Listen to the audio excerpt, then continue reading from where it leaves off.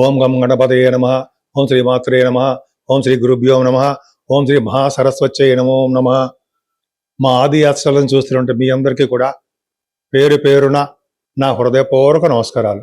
నేను మీ డాక్టర్ వాడ్రేవు ఆదినారాయణరావు. ఇప్పుడు మనం 21 మే నుండి 31 మే వరకు కూడా 12 రాసుల వారికి ఎలా ఉండబోతోందో తెలుసుకుందాం. మేషరాశిలో కుజుడు, రవి బుధులు వృషభ రాశిలోను, గురు శుక్ర బుధుడు 29th వస్తున్నాడు అనుకోండి. గురు శుక్రులు మిథున రాశిలోను, సింహంలో కేతువు, కుంభరాశిలో రాహువు, శనీశ్వరుడు మీనరాశిలోనూ ఉన్నారు. సో ఇప్పుడు మనం మేషరాశి గురించి తెలుసుకుందాం. ఈ 10 రోజులు కూడా మేషరాశిలో మీ రాశ్యాధిపతి కుజుడు మీ రాశిలో ఉండడం వలన ధైర్యం, అలాగే ప్రతి పనిలోని విజయం సాధించడం, చిన్నపాటి కోపము, చేస్తున్న ఉద్యోగాల్లో మార్పులు కోరుకుంటుంటారు, నేమ్ అండ్ ఫేమ్ వస్తూ ఉంటుంది, ఎప్పుడు ప్రయాణాల్లో పదనిసలాంటిగా ప్రయాణాలు చేస్తూనే ఉంటారు. అద్భుతం. అంతేకాకుండా మీకు చిన్నపాటి కోపం కూడా ఉంటుందండి, కొంచెం జాగ్రత్తగా ఉండండి. బట్ అడ్మినిస్ట్రేటివ్ కెపాసిటీస్ బాగుంటాయి. అంటే కార్యనిర్వహణాధికారి అని అంటాం కదా, అఫీషియల్ పొజిషన్లో ఉండడము, ఏదైనా మీకు పని చెప్తే ఆ పనిలో నిమగ్నమైపోయి ఉండడము, రాజకీయ రంగంలో పదవులు రావడము కుజుడు వలన అవుతాయి. రవి బుధుల కాంబినేషన్ కూడా చాలా బాగుందండి. ఫైనాన్షియల్గా అంటే ఆర్థికంగా, కుటుంబ పరంగా, మీ బంధువుల పరంగా కూడా ఏమాత్రం ఇబ్బంది పడరు. చక్కటి భోజన వసతులు, డబ్బు సౌకర్యాలు, ధనం ఎప్పుడు ఉంటాయండి. మీకు ఎక్కువగా మాట్లాడుతూనే ఉంటారు.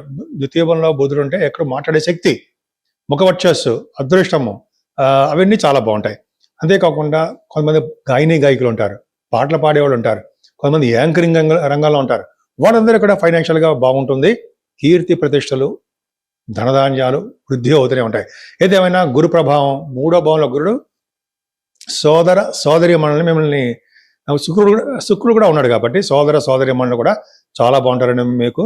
అలాగే వాళ్ళ సహాయ సహకారాలు మీకు ఎప్పుడు ఉంటాయి, మీరు కూడా వాళ్ళ సహాయం సహకారాలు అందిస్తూనే ఉంటారు. ప్రయాణాలు చేస్తుంటారు ఎక్కువగా. ముఖ్యంగా తీర్థయాత్రలకు చేయడము, వాహన సౌకర్యం కొనుక్కోవడం జరుగుతుంది. అంతేకాకుండా ఈ 10 రోజుల్లో కూడా చదువు విషయంలోనూ, మీ మదర్ గారి ఆరోగ్య పరిస్థితి విషయంలోనూ, రైతుల విషయంలోనూ ఏమాత్రమూ ఇబ్బంది పడాల్సిన అవసరం లేదు. కేతు ప్రభావం వలన పుత్రిగా సంతానం కలగడానికి అవకాశాలు ఎక్కువ. అలాగే సంతానం లేని వాళ్ళకి సంతానంలో ఆలస్యం అవడానికి అవకాశాలు బాగా ఎక్కువ ఉన్నాయని చెప్పచ్చు. వివాహాది వేడుకలు, వివాహ శుభకార్యాలు, భార్యాభర్తల యొక్క దాంపత్య జీవితం కానివ్వండి, లేకపోతే ప్రేమాభిమానాలు అనుకోవచ్చు, ఏవైనా సరే చాలా బాగుంటుందండి. వ్యాపారాభివృద్ధి బ్రహ్మాండంగా ఉంటుంది.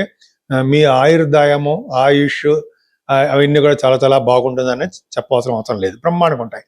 నేను హయ్యర్ ఎడ్యుకేషన్ రీత్యా మరి విదేశాలు వెళ్ళడానికి అవకాశం ఉంది. హార్స్ రైడింగ్ నేర్చుకుంటారు.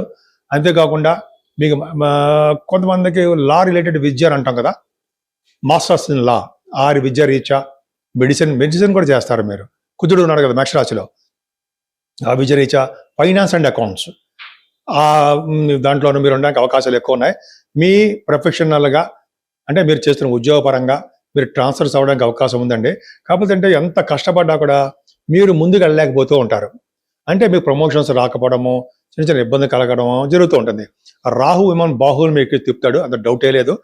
అంటే ఏంటంటే లాభంలో ఉన్న రాహు ఆటోమొబైల్ ఇండస్ట్రీస్, ఫార్మా రంగం, అలాగే రాహు కార్యకర్తలో ఉన్నటువంటి ఇండస్ట్రీస్ అన్ని కూడా కంప్యూటర్ సాఫ్ట్వేర్స్, అలాగే రియల్ ఎస్టేట్ రంగ వ్యాపారాలు, అలా వ్యాపారాభివృద్ధి దినదిన ప్రవర్ధమానం అవుతూ ఉంటుంది. శనీశ్వరుడు వలన కూడా మీరు పండితులు అవుతారు. పండితులు మీరు నాలెడ్జబుల్ పర్సన్. అలాగే మీ పనులు మీరే స్వయంగా చూసుకుంటూ ఉంటారు. 12వ భావంలో శని అంటే ఫారిన్ కంట్రీస్ కూడా తీసుకెళ్ళడానికి అవకాశాలు ఎక్కువ ఉంటాయి.